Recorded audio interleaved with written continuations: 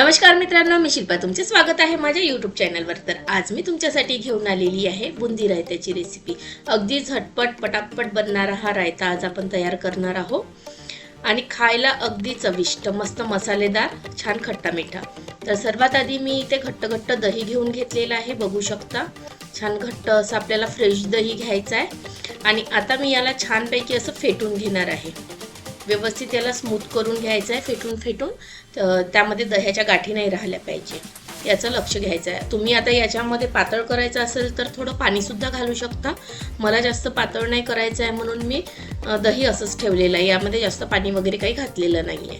आता सर्वात आधी इथे मी काळं मीठ आणि साधं मीठ घेतलेलं आहे।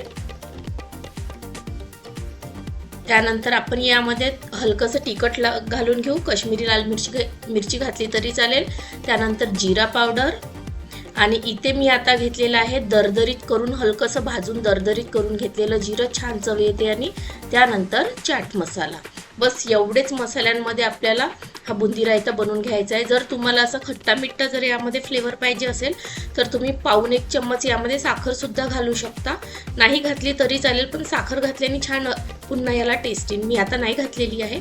व्यवस्थित मिक्स झालं की मी यामध्ये बुंदी घालून घेणार आहे। काही पाण्यात वगैरे भिजवून आपल्याला घालायची नाही आहे, अशीच घालायची आहे। दह्यामध्ये जे मॉइश्चर राहते ना, जे पाणी राहते, त्यामुळेच ती बुंदी सॉफ्ट पडते आणि खायला अशीच ती छान वाटते, म्हणून पाण्यामध्ये टाकून वगैरे बुंदी काही मी घेणार नाही आहे। व्यवस्थित मिक्स करून घेतलं, बघू शकता। आता छानपैकी यावर फ्रेश कोथिंबीर घाला आणि छानपैकी मसाले भातासोबत किंवा असं इतरही जेवणासोबत आपण याला उन्हाळ्याच्या दिवसांमध्ये तर खूप छान वाटते, खाऊ शकतो। तर बघू शकता इथे छान आपला थंडगार असा बुंदीचा रायता बनवून तयार झालेला आहे।